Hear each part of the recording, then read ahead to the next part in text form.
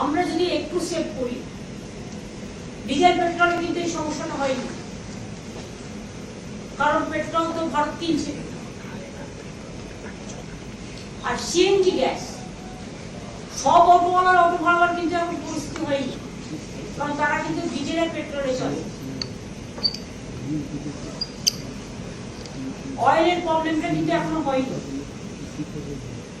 এবং এখনো যা মজুদ আছে তাতে আশা করি বেশ কিছুদিন চলে যাবে, তার মধ্যে এসেও যাবে। কিন্তু প্রবলেম যেটা হচ্ছে সেটা হচ্ছে সিএনজি গ্যাস। সেখানে সিএনজি গ্যাস যারা সাপ্লাই করে তাদের আমরা ডেকেছিলাম, ডেকে বলেছি আপনারা সিএনজি গ্যাসটাকে সাপ্লাই করুন, যাতে এই যে অটোওয়ালারা ভাড়া বাড়িয়ে দিয়েছে 5 টাকা করে, ন্যাচারালি ওরাই না কি করে পাচ্ছে না, ওরা যাতে পেতে পারে তার ব্যবস্থা করে দিন, সেটা ওদের কাছে বলা হয়েছে। এবং এর জন্য আপনারা স্টেট গভর্নমেন্টের কাছ থেকে যে কোঅপারেশন চান, আমরা কোঅপারেশন করব, যাতে শান্তিপূর্ণভাবে মানুষ সবটা পেতে পারে।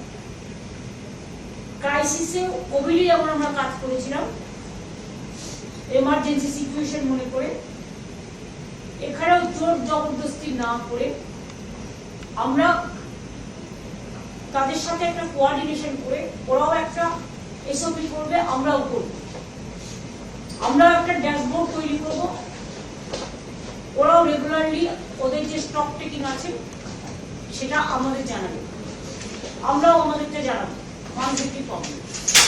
তাছাড়াও যেটা মানুষ বুক করতে পারছে না বিকজ অফ সার্ভার প্রবলেম, আমরা বলছি দরকার আপনার 3 রাতে খুলে দিন না, যখন আপনার কাছে ডিমান্ডটা বাড়ছে বিকজ পিপুল আর প্যানিক, সেই জন্য ডিমান্ডটা বাড়ছে। আপনি যখন সাপ্লাই চেনটা বন্ধ করবেন না, তখন কিন্তু প্যানিকের ভাবটা অনেকটা কাটবে। আর আমাদের থেকে মানুষ অনেক বুদ্ধিমান, যে হয়তো 5টা রান্না করতো সে কিন্তু কমিয়ে দিয়ে 2টো রান্না করবে, কারণ তাকেও দেখতে হবে আমি যদি আগামী দিন আমি যে গ্যাসটা পাবো সেই গ্যাসটা কাজে লাগাতে হবে। সুতরাং এই সমস্ত নিয়ে ডিটেলস আলোচনা হয়েছে, আলোচনাটা ভালো হয়েছে। এখন এর পজিটিভ দিকগুলো নিয়ে আমি আপনাদের বললাম, বাদবাকি কালকে আমি ডিএমএসপিদের এবং সমস্ত ডিপার্টমেন্টগুলোকে নিয়ে 4:30 সময় 4:30 ভার্চুয়াল করবো। সেখানে আমি বলছি ডিস্ট্রিক্ট ওয়াইজও একজন করে নোডাল অফিসার ওরা ঠিক করবে গ্যাস এজেন্সিগুলো, যাতে তাদের প্রতিদিন কত অর্ডার আসছে, কত সত্যির প্রয়োজন, কত লোক নিয়ে রেখে দিয়েছে সেটা দেখতে হবে। যদি বেশি কারো কাছে রাখা থাকে, কেউ যদি ব্ল্যাকমেলিং বা হোর্ডিং করার চেষ্টা করেন, সেখানে এখন আবার কি হয় জানেন, দরে দরে সত্যি কথা বলে দেবে রেখেছে এত বড় কিছু, সেটা পুলিশকে আমি নজর রাখবো। যদি সত্যি সত্যি কোথাও হোর্ডিং হয়ে থাকে, ব্ল্যাকমেলিং কেউ করে থাকে, তাহলে সেটা কিন্তু গভর্নমেন্ট তুলে এবং তুলে নিয়ে মানুষকে দেবে। এটা আমরা অ্যালাউ করবো না। আমরা আবেদন করছি, সব মানুষ হোর্ডিং করে না, সব মানুষ ব্ল্যাকমেলিংও করে না, কারণ মানুষ যখন বিপদে পড়ে, আমি কোভিডের সময় দেখেছি সবাই কিন্তু সাহায্য করছে। সুতরাং এই সময় আমি মনে করি যে আমাদের সবাই সাহায্য করবে। তবে আমরা দুশ্চিন্তা এই কারণে, যখন আমাদের আলু কম থাকে, বা আমি ধরুন একটা চিন্তা করে রেখে দিই কখন আমার নতুন আলু উঠবে, তার 3 মাস তার 2 মাস আগে পর্যন্ত আমি স্টোরে রেখে দিই, যাতে মানুষ ন্যায্য মূল্যে পায়। আমরা কাল থেকে আলু প্রকিউরমেন্ট শুরু করেছি, ধান প্রকিউরমেন্ট আমরা যেটা আমরা চাষিদের থেকে কিনে আমরা রেশা নিই প্রায় 54 মেট্রিক টন আমরা ধান প্রকিউরমেন্ট, তারপরে সেটাকে চাল করি আমরা কিন্তু রেশা নিই। কাজেই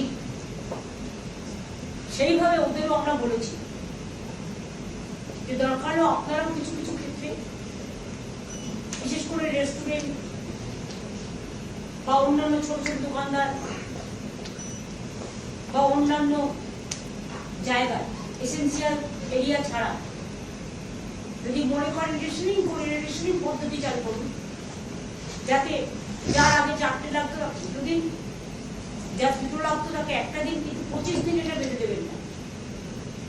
কারণ কারো বাড়িতে পরিবারের সংখ্যা, সদস্য সংখ্যা বেশি থাকতে পারে, কারো বাড়িতে পরিবারের সংখ্যা কম থাকতে পারে, কারো একটা লাগতে পারে, কারো 2টো লাগতে পারে।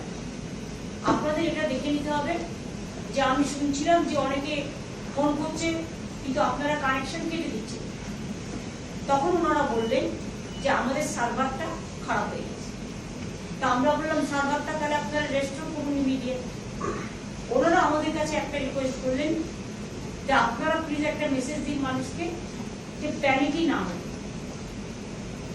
আমরা আমাদের সাধ্যমত চেষ্টা করি।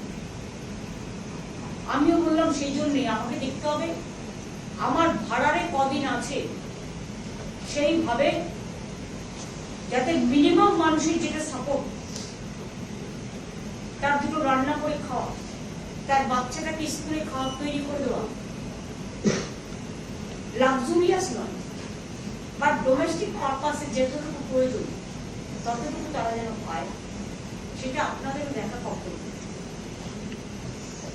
এসব নিয়ে আলোচনা করেছি, আলোচনা পজিটিভ হয়েছে বলে আমি মনে করি।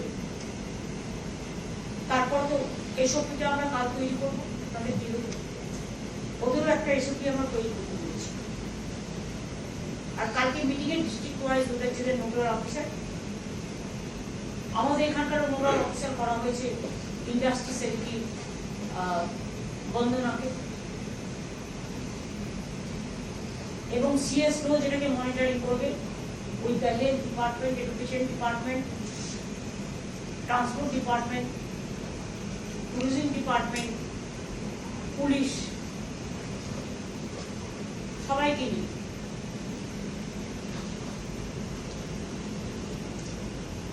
এডুকেশন ডিপার্টমেন্ট, হ্যাঁ যারা যারা ডাইরেক্টলি ডোমেস্টিক হাউস হোল্ডার্স সবার সাথেই করে এই আলোচনাটা আমরাই প্রথম মনে হয় আমাদের স্টেট। এই মিটিংটা আজকে আমরা খুব ইমার্জেন্সি ভাবে করলাম।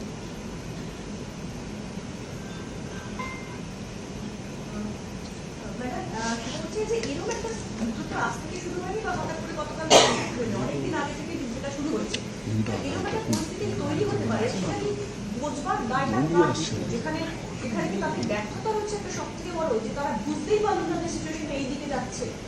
দেখুন সিচুয়েশনটা যুদ্ধ যদি লাগে, যদি জাহাজ আসতে না পারে, সাপ্লাই চেন বন্ধ হয়ে যায়, অটোমেটিক্যালি প্রবলেমটা হয়। যুদ্ধটা যেসব জায়গায় আসছে সেই সব জায়গায় কিন্তু আমাদের সাপ্লাই চেনটা ছিল, আমাদের গ্যাসটা আসতো কিন্তু হরমুজ থেকে, আপনারা জানেন মেন, সেখানে তো কয়েকদিন আগে একটা শিপও চলে গেছে চেন্নাইয়ের বর্ডার প্রায় শ্রীলঙ্কার কাছে। সুতরাং তারা পাঠাবার চেষ্টা করলো, এসে পৌঁছানোর দায়িত্ব তাদের, রেস্কিউ করে নিয়ে আসার দায়িত্ব এটা তো আমাদের হাতে নেই, এটা গভর্নমেন্ট অফ ইন্ডিয়ার হাতে। যা যা আসতে পারে ওটা আসলে ওটা সবচেয়ে নিয়ে আসে। সুতরাং আমি এটা রাজনীতির স্বার্থে ব্যবহার করতে চাই না, কিন্তু যে কোনো ব্যাপারে প্ল্যানিং, মনিটরিং অ্যান্ড সিস্টেম এটা হচ্ছে সবচেয়ে বড় ব্যাপার। কারণ আমরা যেটা করি প্রাইস হাইক নিয়ে মিটিং করি, মার্কেটে কোনটা অ্যাভেলেবেল নয়, ইভেন অনেকে বেশি দাম পাবে বলে অন্য রাজ্যে পাঠিয়ে দেয়, আমরা বর্ডারেও আগলাই এবং তাদের রিকোয়েস্ট করি, কিন্তু কেউ কেউ এই সময় বেশি লোভী হয়ে যায়, তাই বাইরে পাঠিয়ে দিলে দামটা বেশি পাবে। আরে বাবা, নিজের রাজ্য বাঁচলে, নিজের পরিবার বাঁচলে তবে তো অন্য রাজ্য হবে, অন্য রাজ্যেরটা কি আমাকে দেবে না? যে যা নিজের মতো করে যদি নিজের রাজ্যকে সামলায়, সব রাজ্যের প্রতি আমি সহানুভূতি।